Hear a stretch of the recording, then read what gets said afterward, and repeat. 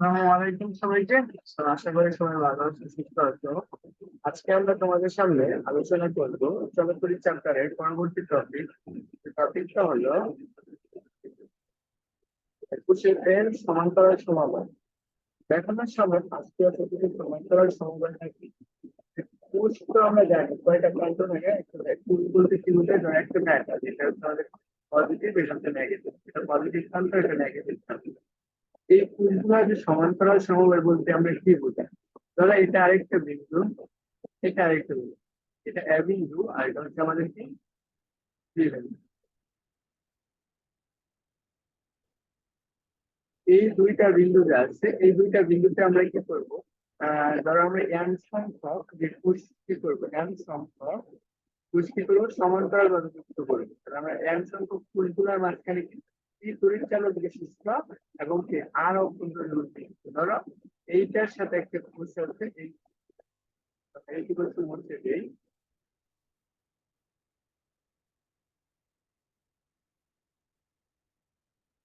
তো দেখো এখানে আমাদের একটা কোষটা কি আমাদের, যে আমাদের একটা অভ্যন্তরীণ রোধ আছে, এই অভ্যন্তরীণ রোধটা হলো অভ্যন্তরীণ রোধ আর। এই আর রোধের সাথে আমরা একাধিক মানে কি, ধরো আমরা তিনটা কোষে কি করবো, এটা এক প্রান্ত, এই কোষের ধনাত্মক প্রান্তের সাথে আমরা কি তিনটা কোষ যুক্ত করবো। এটা পজিটিভ প্রান্ত, এটা আরেকটা কোষ হচ্ছে এই কোষের পজিটিভ প্রান্ত, আরেকটা কোষ হচ্ছে এই কোষের পজিটিভ প্রান্ত এক বিন্দুতে। আর অপর আরেকটা বিন্দু অর্থাৎ নেগেটিভ বিন্দুটা যদি আরেক বিন্দুতে যুক্ত থাকে, তাহলে সেই সমবায়টাকে বলা হয় কি সমান্তরাল সমবায়। তাহলে এখন দেখো সমান্তরাল সমবায় এটা হচ্ছে আমাদের positive negative, positive negative, positive negative. এই যে দুইটা যে প্রান্ত আছে, এই দুইটা প্রান্তের বিভবটা কি হবে, আমাদের দুইটা প্রান্তের বিভব কি থাকবে, সমানই থাকবে। আর এটা হচ্ছে আমাদের কি বহিঃস্থ রোধ, এটা হচ্ছে আমাদের কি বহিঃস্থ রোধ। আর এইটা হচ্ছে বহিঃস্থ রোধ। আর এইখানে আমাদের কি প্রত্যেকটার মাঝখানে কি আমাদের অভ্যন্তরীণ রোধ আছে কি আর, সবগুলাতে কি আর অভ্যন্তরীণ রোধ আর অভ্যন্তরীণ রোধ। আর এই হচ্ছে কি আমাদের তড়িৎ চালক। এখন দেখো যে আমাদের এই যে তিনটা যে বিন্দু এ আর বি, এই দুই বিন্দুর মাঝখানে ঠিক আমাদের কি কারেন্টটা বের হইতেছে, কারেন্ট ফ্লো হইতেছে।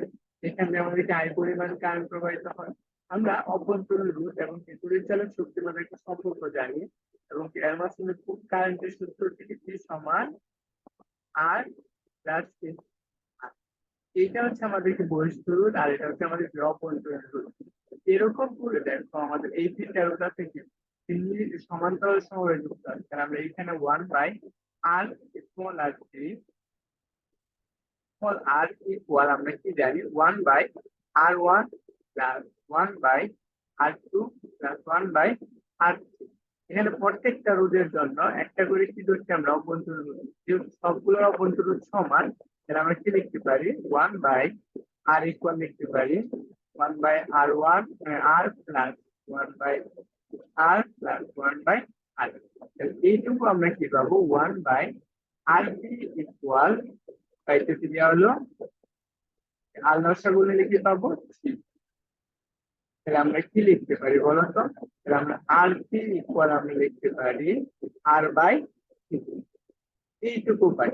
তাহলে আমরা এইখানে যদি আমাদের বসায় দিই, তাহলে আমাদের যে তড়িৎ প্রবাহটা পাবো, অর্থাৎ আই তড়িৎ প্রবাহটা পাবো ইকুয়াল আমাদের আর প্লাস হচ্ছে কি আর বাই।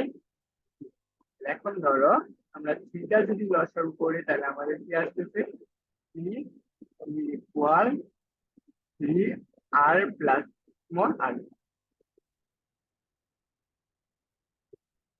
এইটুকু আমরা পাইতেছি যে হলো যে আই, যদি কখনো রুট গুলা কি থাকে সমান্তরাল সমবায়ে যুক্ত থাকে, তাহলে ধরো আমরা এরকম না হয়ে এরকম হলো,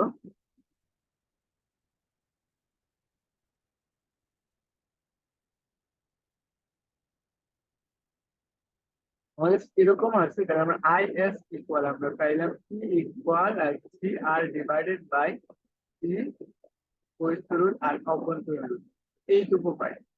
এখান থেকে আমরা কি বলতে পারি, যদি আমরা এন এর জায়গায় যদি আমরা তিনটা কোষ না হয়ে যদি আমার এন সংখ্যক কোষ হয়, সেই ক্ষেত্রে আমাদের কি হবে? তাহলে সেই ক্ষেত্রে আমাদের আইএস সমান আমরা লিখতে পারি n E divided by n R plus হচ্ছে কি আর।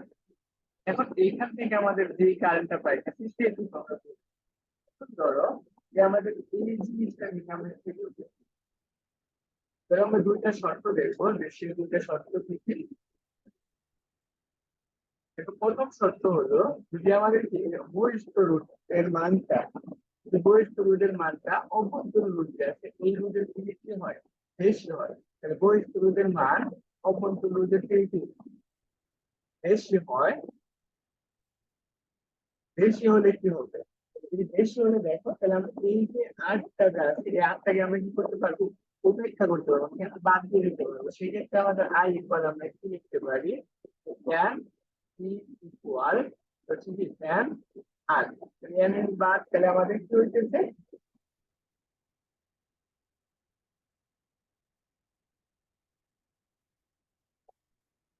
দেখো এই স্মল আর অর্থাৎ কি আমাদের আর এর মানটা যদি বড় হয় তাহলে আমাদের কি স্মল আরটাকে আমরা কি করতে পারি, বাদ দিতে পারি। তাহলে সেক্ষেত্রে আমাদের কি থাকতেছে, আই সমান আমরা কি পাইতেছি ই বাই আর।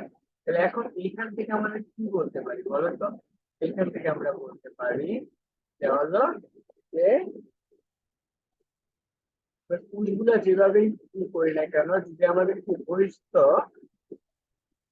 আমাদের অভ্যন্তরীণ রোধের মানটা কি হয়, বহিষ্ঠ রোধের চেয়ে অনেক ছোট হয়, সেক্ষেত্রে আমাদের তড়িৎ প্রবাহটা কি হবে, সমানই থাকবে। তখন কি থাকবে, তড়িৎ প্রবাহ প্রবাহ কি থাকবে, সমান থাকবে। এটা একটা শর্ত হতে পারে। আরেকটা শর্ত হলো, আমাদের 3 নম্বর শর্তটা হচ্ছে যে আমাদের যদি আর এর মানটা, বহিষ্ঠ রোধের মানটা মানে কি অভ্যন্তরীণ রোধের থেকে কি হয়, অনেক ছোট হয়, সেক্ষেত্রে আমরা কি করতে পারবো, এই বহিষ্ঠ রোধটাকে আমরা একটু উপেক্ষা করতে পারবো। সেক্ষেত্রে আমরা আই সমান কি লিখতে পারি, n divided by n R plus R. এই n আরটা কি শূন্য হিসাবে গণনা করতে পারবো, 1 আর সমান আমরা শূন্য কল্পনা করতে পারি, তখন আমরা আই সমান কি লিখতে পারি, n ডিভাইডেড বাই স্মল আর। এখন দেখো তাহলে আমরা এখান থেকে এখন তড়িৎ প্রবাহটা কি হবে, তড়িৎ প্রবাহ হবে যে আমাদের এই যে n সংখ্যক যে কোষগুলো আছে, অর্থাৎ আমরা কোষের n গুণ পরিমাণ কি পাবে, n গুণ হবে। তাহলে আগে যে পরিমাণ থাকবে কোষ বাড়ার সাথে সাথে যতটা কোষ বৃদ্ধি পাবে তড়িৎ প্রবাহটা কি তার থেকে n গুণ বাড়বে। ধরো আমাদের একটা কোষ যদি সমান্তরাল যুক্ত থাকে তাহলে সেক্ষেত্রে আমাদের আয় হবে, আর যদি আমাদের দুইটা কোষ থাকে তখন কি হবে, y হবে। এবং যদি 3টা কোষ যুক্ত হয় তাহলে কি হবে, যাই হবে। আগে যতগুলা কোষ সমান্তরালভাবে সংযুক্ত থাকবে সেক্ষেত্রে তড়িৎ প্রবাহটাকে তার থেকে ততক্ষণ কি হবে, বৃদ্ধি পাবে। এখন ধরো আমাদের এখানে যদি n সংখ্যক কোষ কি থাকে সমান্তরালে সংযুক্ত থাকে, তাহলে আমাদের আগে যদি আই থাকে হচ্ছে কি n ডিভাইডেড বাই আর, তাহলে এইটুকু হচ্ছে সব ধ্রুবক। তাহলে আমার n বাড়লে মানে কি n সংখ্যা বেড়ে গেছে, তখন কি আইটাও কি বেড়ে যাবে, n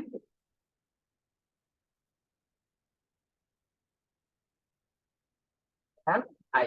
তাহলে আগেরটার থেকেও n গুণ পরিমাণ কি হবে, তড়িৎ প্রবাহ বৃদ্ধি পাবে। তাহলে আমরা এটা লিখতে পারি n গুণ তড়িৎ প্রবাহ বৃদ্ধি পাবে। তো আশা করি আমরা এই টপিকটুকু বুঝতে পারছি যে আমাদের সমান্তরাল সমবায় থাকলে কোনগুলো কি হয়। তাহলে আমরা একটা এক্সাম্পল দেখি, যে এক্সাম্পল গুলো এখন এইখানে দেখো আমাদের একটা কোষ দেওয়া আছে।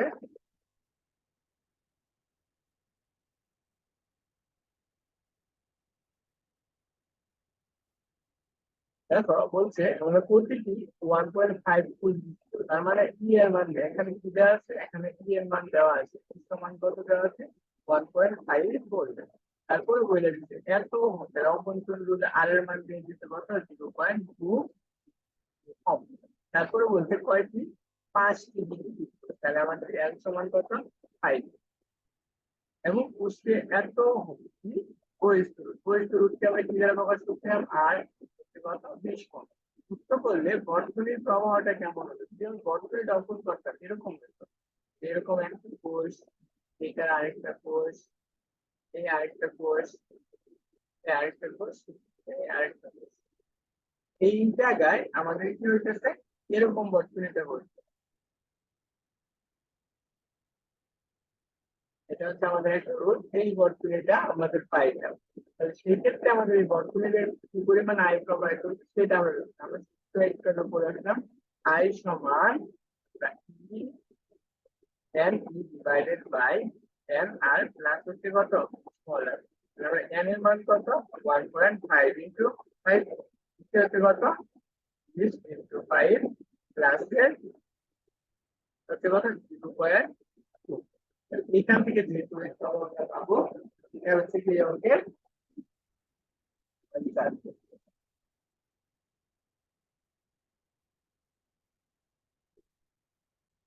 দেখো তাহলে আমরা যদি আমরা মানটা বের করি এখানে সময়টা পাবো যা হলো 0.07 অ্যাম্পিয়ার 0.74 অ্যাম্পিয়ার করে পাওয়া পাবো। তাহলে আমরা সমান্তরাল সমবায় যুক্ত করলে আমরা যদি পাস করব সেক্ষেত্রে বর্তনীটা যদি আমাদের পরিস্থিতি থাকে সেক্ষেত্রে তড়িৎ প্রবাহ পাবো 0.741। এখন ধরো আমরা তিন সমবায়ের থিওরিটা আমরা আগে দেখেছিলাম, তাহলে এখন এখান থেকে আমরা কি পাই এইটুকু সূত্র আমরা জানি তিন সমবায়ের কোষ সমান সূত্র থাকবে I as equal n e divided by r plus n বলা।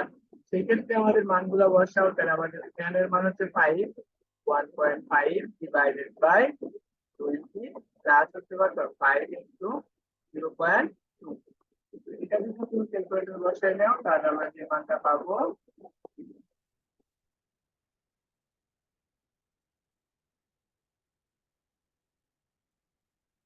0.3571।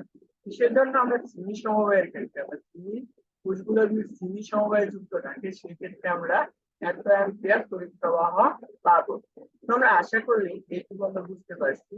এটুকু বুঝতে পারলে অবশ্যই কি তোমাদের জন্য শুভকামনা এবং পরবর্তী ভিডিওর জন্য সাথে থাকবে। সবাই সে পর্যন্ত ভালো থাকবে। আসসালামু আলাইকুম।